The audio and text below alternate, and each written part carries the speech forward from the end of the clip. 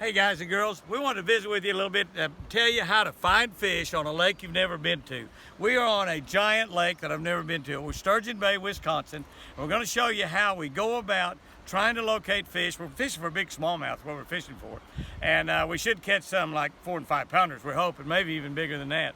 We're going to show you the techniques we use, how we go about, the baits we use, how we go about trying to find fish, locate fish on a place that we've never been to before. I don't know how many of you get to do that, but those of you that tournament fish, it happens all the time. It's always exciting, always thrilling to go to a lake you never fished because you think you're going to catch one every cast. But after a while, you begin to think, and sometimes this lake doesn't have any fish in it, but they're there if you can figure them out. We're going to show you how. One way is with a crankbait. Thought I had one bigger than that. Pretty nice. He's pretty big. We're chasing that. Yeah, he's pretty nice. He's a big one. He's a big one. Oh yeah, he's a big one. Yeah, they're chasing those alewife up to the top. Look at that smallmouth. Look at that. Oh, that's good. Yeah, baby. That's what we come up here for. Now we just need a big wave of them so we can get in an area like this. There's alewife shad everywhere. We have looked and looked and looked this evening. We just got up here late this afternoon. We looked and looked and looked, and we couldn't find any. We couldn't find any fish. I kept seeing on my live scope. I kept seeing all these fish, and then there's alewife shad. Oh, baby. And that fish there chased him up to the top. Chased him up to the top. I saw a big ball out there and threw out there, but they were moving so fast, so I threw behind. I kept trying to catch up. Before trying to catch up, as soon as I caught up, he jumped up there and hit my spinnerbait. And but it seems like that there's not any rocks right here. I mean, there's not any grass right here. It's the rocks only. So that might be what we need to look for, Jeff. It's just areas that's got rocks. They're going to spawn right here, probably. I don't know. These fish may be holding up. Go up in this area and spawn. I'm not sure. The spawn is running late up here. So the fish haven't come in, but now one day can make a difference. You know, we're going to get out here tomorrow and really get after it and see if we can't find them. But one day could really make a difference. Boy, when one of those brown rockets hits that spinnerbait like that, that is a strike deluxe. I mean, a strike deluxe. Woo! We need to see that. You know, I saw one when we come across that bay. I saw one boil out there. You know, I told you, but he was out of range. That spinnerbait, I had that up pretty close to the top of the surface right there. This is the reason catch and release is so good. This is the reason they have seasons up in this part of the country. Oh man, I can't get a grip on him. He's slick. This fish, looky here, I want to show you something. There's a hook mark right there. There's a hook mark right there. Another hook mark right there. And you see mine down here. And there's a hook mark down inside where he really ate a bait. That's the reason he was so difficult to catch, Jeff. He's been caught 3 or 4 times. And so that's one of the reasons you want to turn him loose. And he was hard to catch, you know. I mean, it just kept, but it just kept after it and finally caught him. And that's a male fish, so you don't get any sugar. Yeah. All right. Well, let's see what we got. Let's see what we got to play with, Jeff. We got other stuff we can use.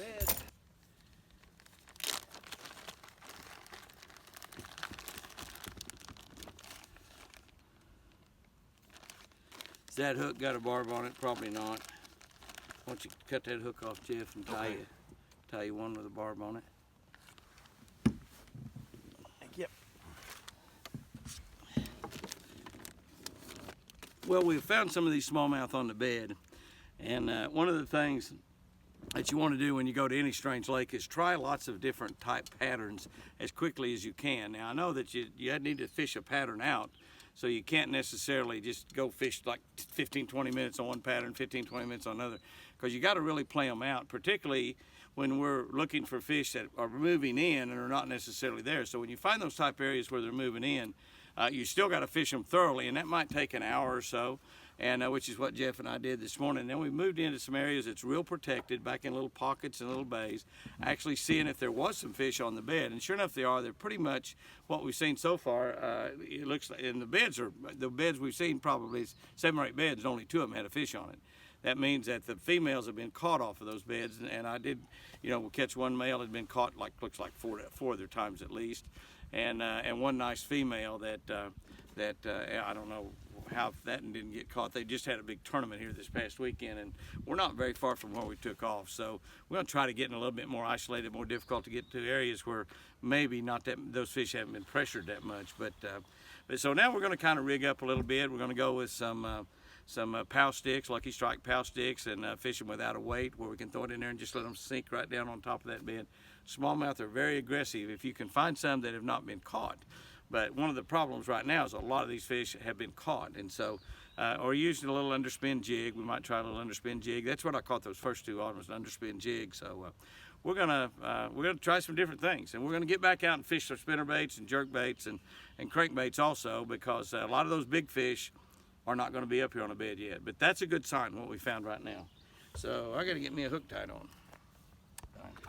Good fish. Aren't they pretty?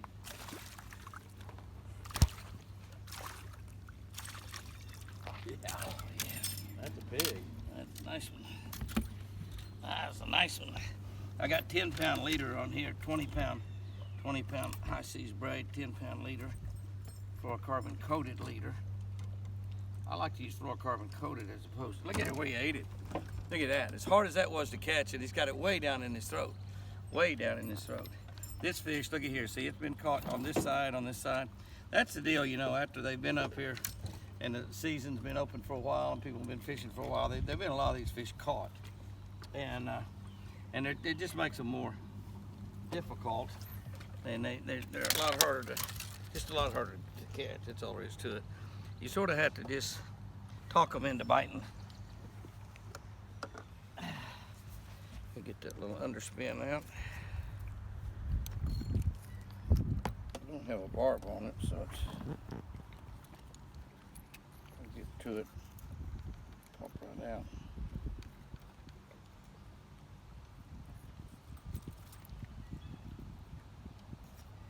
Tearing my bait up. Can't find a hook.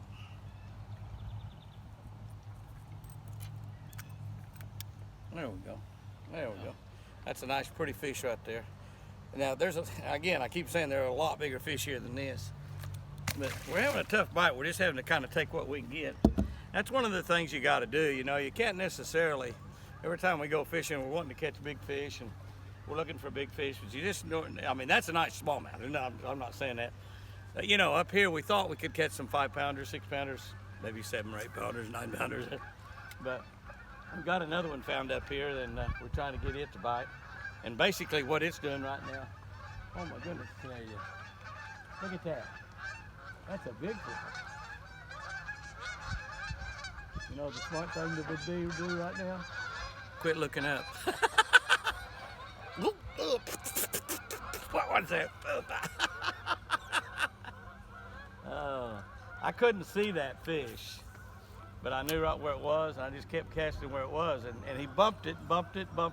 I jerked 3 straight times, and then all of a sudden I jerked and there was a fish on there. I know it was over in there somewhere. Get over and find out exactly where he is. I'm setting the hook that we messed around. That's a nice fish. Nice fish. Beauty. Finally.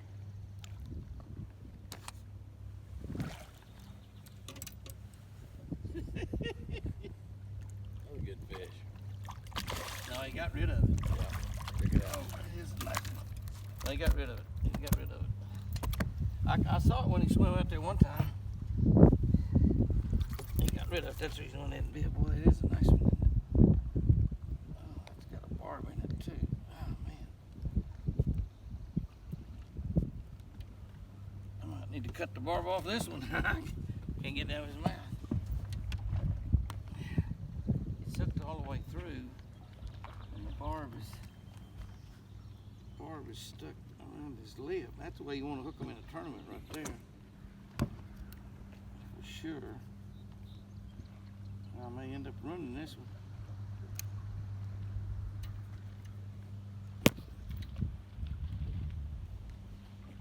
Golly. Come on, Jimmy, they can't breathe out of water. I can't get that thing loose.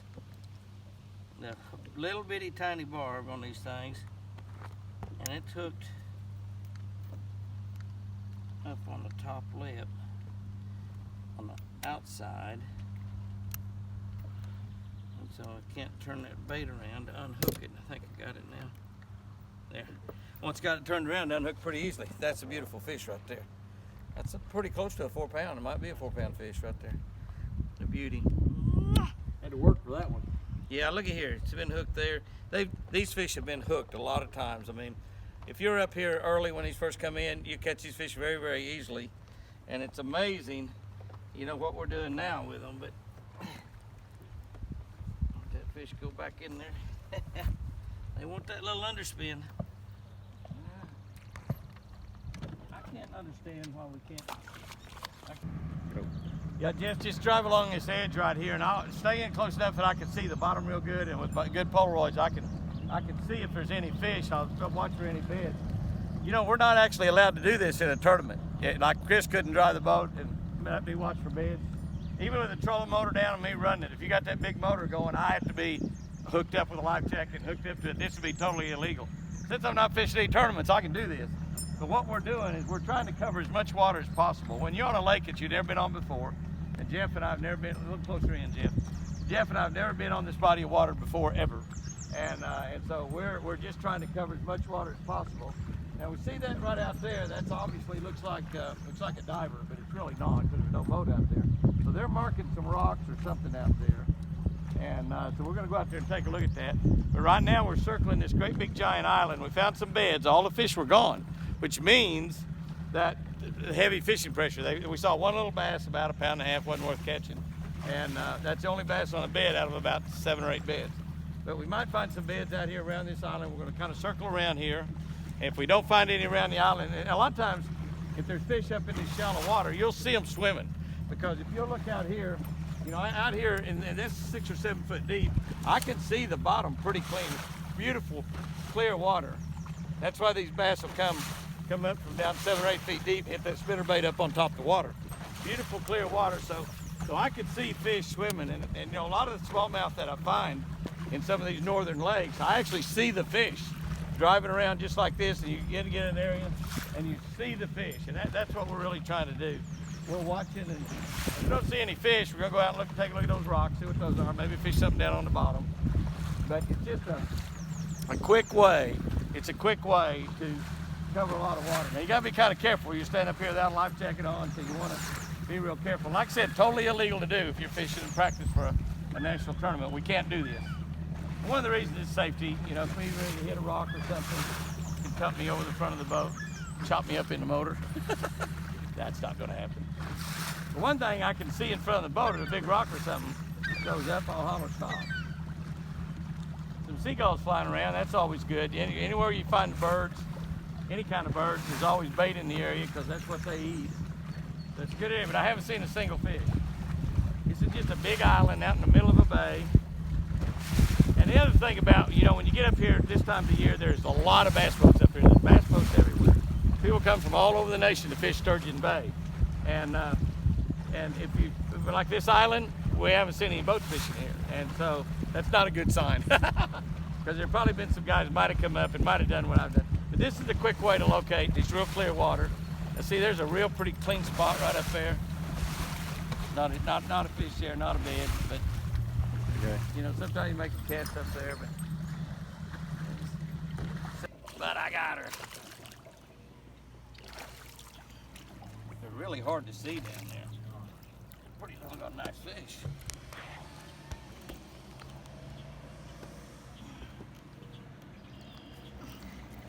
Yeah, nothing wrong with that fish.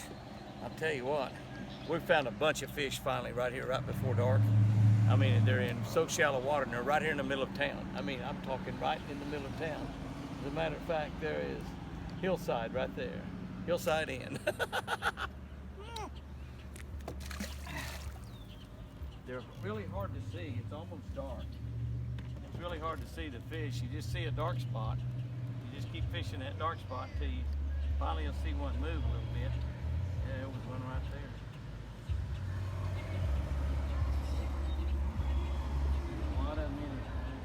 There's little bitty beds. They're hard to find. It's a bunch of fish probably just moved in probably just moved in this afternoon, in the last little bit.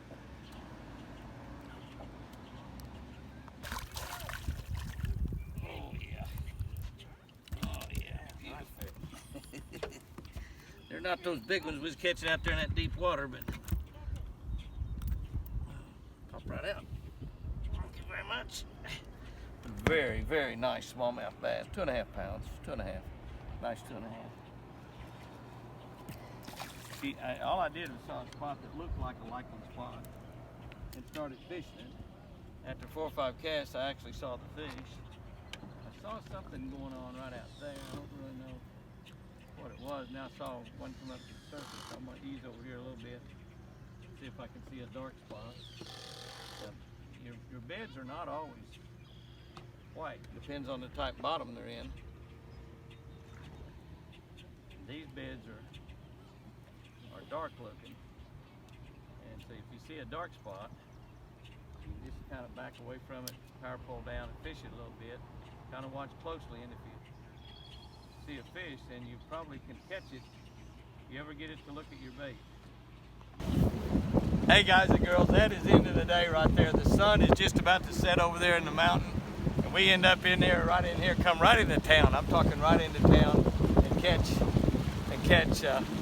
4 or 5 really nice smallmouth. Probably biggest, probably 3 1/4, 3 1/2 off the beds. Those fish just moved in probably this afternoon. We fished right here this morning, and I didn't get a bite. I mean, didn't get a bite. But those fish have just moved in there. There's probably 100 fish, probably a wave of about 100 fish. There might be some big ones in there tomorrow. Now we've come a long way down here. You know, I hope they don't have us locked in over here, but that's the deal. If you want to fish a lake you've never fished before, it's exciting, it's different, but it's challenging. But you always keep a positive attitude that you might find them, you might run into them. And my golly, we finally did it. We caught a couple really trophy type, like 5 pound, well over 5 pound smallmouth today too. But we don't know what to do tomorrow. We might come back here. We might go try some more water that we've never seen before. Guys and girls, if you're not subscribed to Jimmy Houston Outdoors YouTube, be sure and subscribe. If you're not subscribed to the Catch of the Day, be sure and subscribe to that, because we have a lot of fun. We're posting over 500 videos a year. See you on the water. Remember, I love you.